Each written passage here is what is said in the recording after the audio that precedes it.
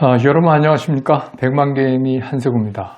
오늘도 굉장히 어려운 시장이었죠. 오늘 시장이 어려울 것이라는 거는 어제 미국 시장을 보면서 충분히 다 예측을 했던 거죠. 그래서 예측한 대로 아침에 시장은 굉장히 나쁘게 어렵게 출발을 했습니다. 그런데 오늘 시장의 특이점이 뭐냐?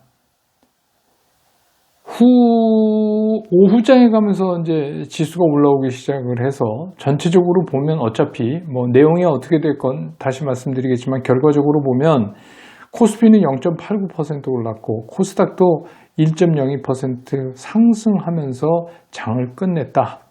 이런 겁니다. 그래서 외견상엔 그렇게 장이 상황에 비해서는 나쁘지 않다. 이렇게 볼 수도 있지만 이런 거 있죠. 경기는 이겼는데 결과는. 근데 경기 내내 상대팀한테 끌려다니고 경기 내용 자체는 되게 찜찜하다. 이런 경기 있지 않습니까? 그런 경기를 본 것 같은 그런 하루였어요. 오늘은 여러분 잘 아시다시피 그 미국에서 밀어닥친 엄청난 파도를 연기금이 막아냈습니다. 우리 시장에서는. 그래서 나름 연기금이 선방을 한 거죠. 근데 이제 연기금이 이쯤에서 나타난 게 연기금이 이제 하고자 하는 얘기가 우리가 이제 이렇게 분석해 볼 수 있죠. 연기금 입장에서는 이 정도 선까지 용인하되 이게 밑으로 내려오면 우리가 적극적으로 시장에 개입하겠다.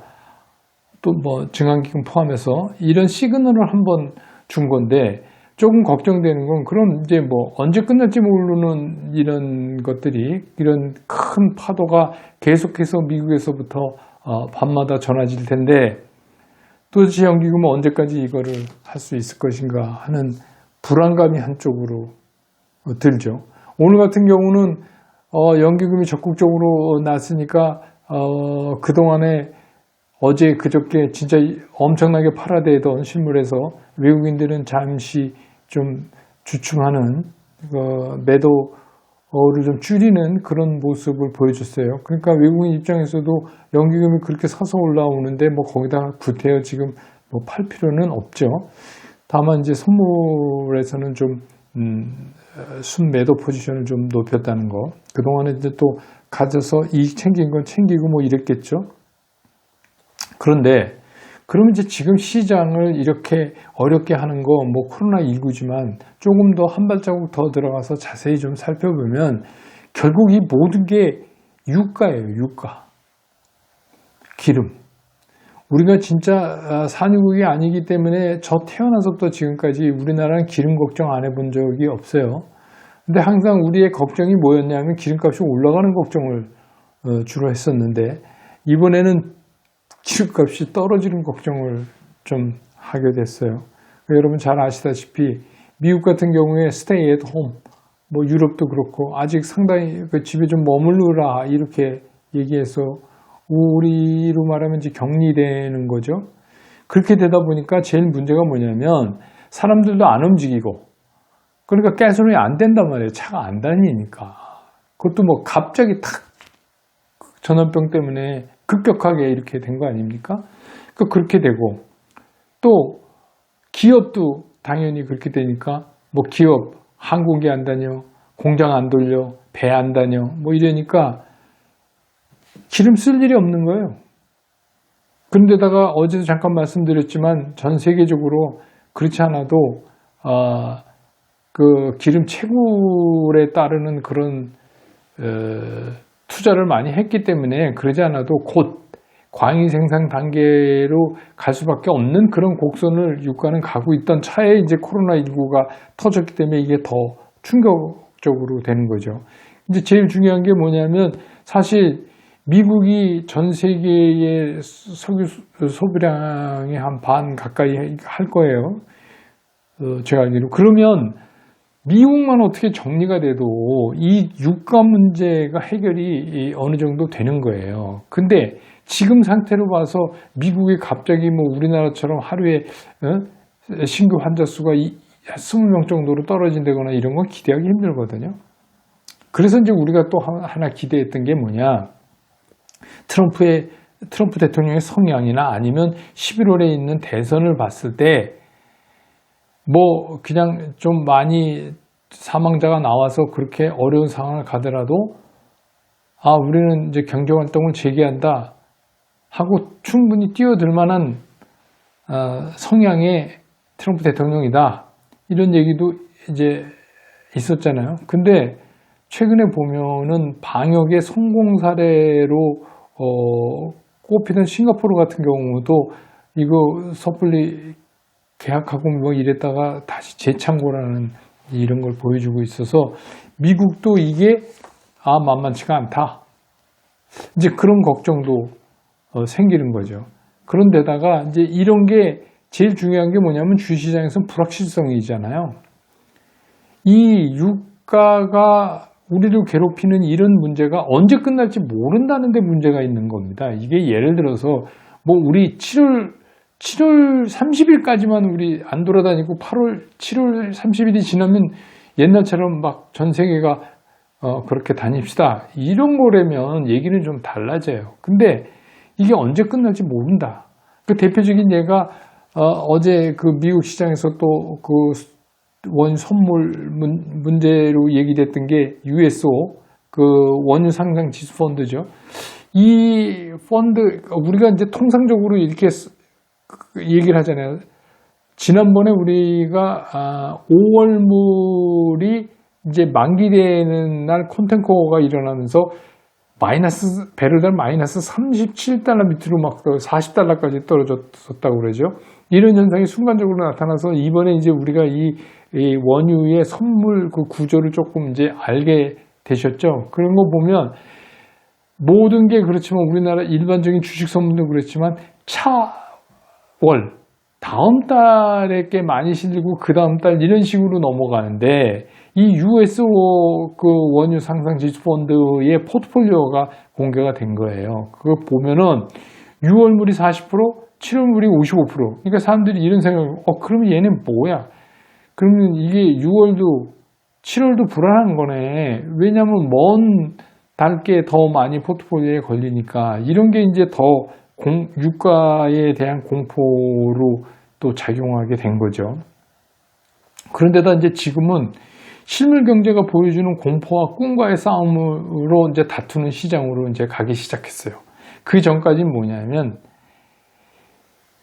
코로나19 사태가 나서 시장이 급락했지만 희망으로 버텼어요. 희망으로 버티던 시장이 이제는 점차적으로 실물 경기가 가라앉고 이제 유가니 뭐 이런 문제 또 각종 지표 지수들이 나오면서 거기서부터 발생되는 이런 공포와 이제 꿈과의 싸움이죠. 근데 뭐 여러 차례 말씀드리지만 이 시장을 후퇴시킬 수 있는 공포를 줄 수 있는 이런 악재들은 차고 넘쳐요. 지금 뭐 뭐든지 악재가 될 수 있는 그런 상황 아닙니까? 지금 그런 거에 비해서 호재는 그냥 딱 한 가지예요. 집약하면 코로나19 문제를 어떻게 해결하느냐, 어떻게 경제활동에 재개하느냐, 그것만 되면 모든 게 해결된다.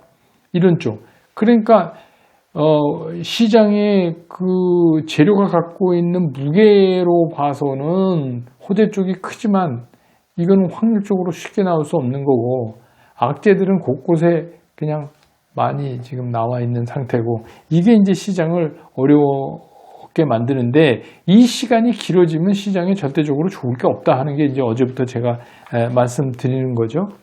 그래서 오늘 시장이 우리가 기술적으로 봤을 때 5일 이동평균선을 잘 지키고 넘어가느냐 안 넘어가느냐 이걸 한번 보자 이런 말씀을 드렸는데 결과적으로는 지켰는데 내용적으로는 별로 유쾌하지가 않다. 자, 오늘 또 한 가지 이런 게 있었어요. 연기금이 들어오면서 정부가 또 하나 발표를 했죠. 5차 비상경제대책회의. 5차 비상경제대책회의에서 이게 한국발 뉴딜 정책이다. 이래서 이제 기간산업 안정기금을 40조를 조정해서 지원하겠다. 이게 이제 40조라는 얘기는 안 나왔지만 이 얘기는 조금씩 흘러나왔죠. 그리고 또 우리나라에도 이제 적극적으로 경제를 일으키기 위해서 여러 가지 애를 쓰는 것 중에 하나일 거라는 거는 뭐 다 짐작을 했었는데, 오늘 이게 나오니까 이제 한국판 뉴딜 정책 이러면서 시멘트, 레미콘, 특수건설 같은 이제 건설 관련 이런 것들이 오늘 상당히 큰 폭으로 올랐어요. 그래서 이제 이걸 우리는 어떻게 봐야 되느냐. 근데 저는 이것도 하나의 테마성이다, 이렇게 보는 거예요. 그래서 여러분 이제 시간 나시면 연기금이나 아니면 외국인들이 오늘 많이 산 종목들을 한번 훑어보세요. 이런 지금 얘기하는 시멘트 관련 이런 레미콘 관련 건설 관련 이런 거 잘 없어요. 그러니까 그 얘기는 무슨 얘기냐? 시장은 이걸 하나의 테마로 본다. 그러니까 늘 말씀드리지만 이런 시장에서 테마는 굉장히 살아있는 기간이 짧아요. 그래서 늘 말씀드리지만 테마성 주식은 오르면 가지고 있으면 그냥 보내라. 팔고 이익 실현을 하시라. 다만 이런 종목을 지금 적극적으로 들어가서 살 수는 없다. 이 생각에는 이번에 나온 한국판 뉴딜 정책, 제5차 비상경제대책회의에 관련한 그런 거에 하나의 테마다, 이렇게 보여집니다. 그래서 그렇게 할 수는 없을 것 같아요. 그러면 이제 제가 이렇게 말씀드리니까 제가 며칠을 두고 제 스탠스에도 조금 변화가 있다는 거 여러분들 이제 느끼셨겠지만, 굉장히 이게 좀 길어지면 안 좋은데, 뭔가 좀 나와야 되는데, 이런 생각이 들어요. 그래서 그렇다면 우리는 이런 시장에서 어떻게 해야 되느냐. 일단 오늘까지의 시장을 정리해 보면 상당히 어려운 시장은 맞지만, 그렇다고 해서 지금 내가 갖고 있는 종목을 그냥 팔아치워 버릴 수는 없다. 근데 그 종목이 테마성 종목이냐 아니냐에 따라서 좀 달라지지만, 늘 제가 말씀드리는 5가지 필드에 있는 그런 종목들이라면 굳이 쫓아가면서 지금 매도를 해야 될 시기는 아직은 아니다, 이렇게 보여집니다. 그러면 쉽게 살 수 있느냐? 이것도 못하는 시장이에요. 그래서 지금 시장을 제가 엉거주춤한 시장이다. 결국 이 시장은 wait and see, 관망을 당분간 지속할 수밖에 없다. 이번 주도 그럴 것 같고 다음 주까지도 그런 현상이 지속될 가능성이 있다. 다만 수급상에서 매수 측의 오늘과 같이 연기금이 적극적으로 나서주지 않는다면 시장은 조금씩 가라앉을 가능성도 배제할 수 없다. 만약에 하향으로 5일 이동평균보다 이격이 크게 하향이 생긴다면 21선까지는 조금 대비를 해야 되는 거 아니냐, 이런 생각도 듭니다. 그래서 오늘 시장을 정리하면서 시장이 승패는 승인데 경기 내용은 아주 별로다. 지금은 주식시장이 받아들이고 있는 것도 그렇고 굉장히 위험한, 그리고 우리가 경험하지 못했던 그런 시장입니다. 그래서 이 시장에서도 마찬가지인 것 같아요. 과거에 이랬기 때문에 지금 이렇다, 이런 거는 좀 통용되지 않고 매일매일 시장을 굉장히 힘들게 파악을 해야 될 거라고 저는 생각이 들어요. 좀 어렵지만, 그렇지만 이 끝은, 그게 정리될 때 끝은 굉장히 빠른 상승을 가져올 수 있다. 제가 애초에 그게 한 달이 될지 2달이 될지는 모르겠다, 이렇게 말씀을 드렸습니다만, 그런 거를 우리가 안고 있기 때문에 지금도 시장을 정확히 분석할 필요가 있지 않나, 이런 생각이 들어요. 내일도 시장은 관망입니다. 함부로 팔거나 함부로 살 수 있는 개인 투자가 입장에서는 그런 시장은 결코 아닙니다. 오늘 시장 애쓰셨고요. 내일도 시장 한번 보시고 내일 다시 여러분 만나 뵙도록 하겠습니다. 감사합니다.